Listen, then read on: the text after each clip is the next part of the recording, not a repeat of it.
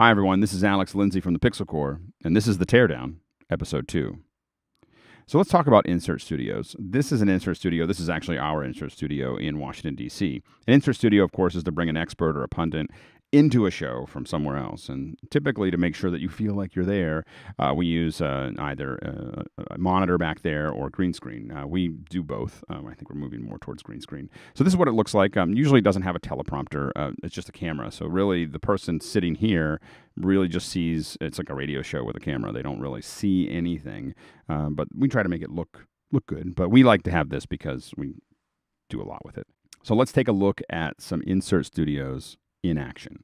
So here you have one here, and let's move forward a little bit. This one's okay. Here's the problem: is dark areas are really hard to get just right. You have the black levels here don't really match the black levels here, which most likely means it's a green screen. He doesn't have a hair light here, which means that he kind of fades into that background, and that's just something that it just makes it really hard. And he's kind of blending into that background, and that's something that we'd like to try to avoid. Let's jump on to the next one. So here you have. Wait a minute. That background looks so familiar. This looks pretty good, actually. There's some great hair detail here. She might look a little dark. This is a hard background to key behind because it's so bright. So this is kind of the opposite of what we saw before. It's really, really bright. It's easy for people in the foreground to look a little bit underexposed because the background is so light. It's also a little blown out. I really wish they could compress the dynamic range there. Let's go ahead and jump on to the next one. So this one looks pretty good.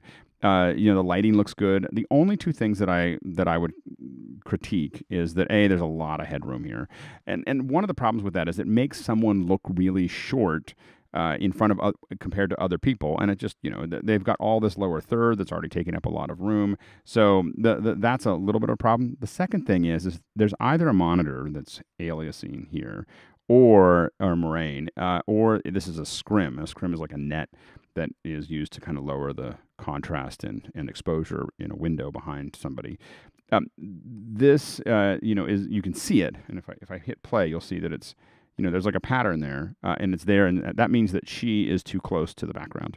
So when your subject is here and your background's here, it's this distance here. You need to look at the depth of field and make sure that depth of field falls off. So the two ways to manage that would be to increase this distance, to open the aperture on the camera, or to use a larger sensor for the camera. You could also pull back further. So all those things are all possible, but something needs to happen to get rid of all this texture. Anyway, let's go on, move forward. So here we have another one from Columbus, Ohio. Now here's what I think is happening. I think that there's a green screen behind him. I think that, or a green image in the monitor. It comes back to master control. It gets keyed. And the reason I think that is that there's not a lot of detail in this key or in this edge. I think he probably has more little hair sticking out than what we see here. It's a pretty mashed up edge here. So that's my guess. He also is very soft compared to the background. You can see if you look at him, he looks soft.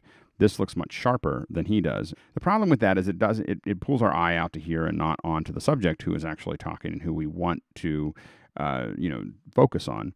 Now, of course, the producer probably really wants you to know that you're watching State of the Union because they keep on repeating it over and over and over again.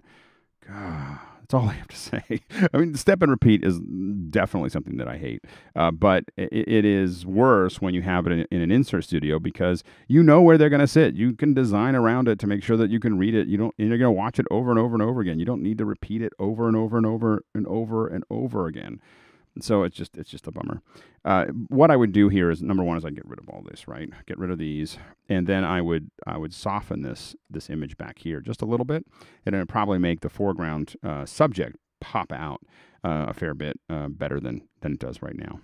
Okay, that's it. If you like this, go ahead and subscribe, tell your friends, and I'll do more. If you don't, then don't do any of those things, and I might do. We'll see.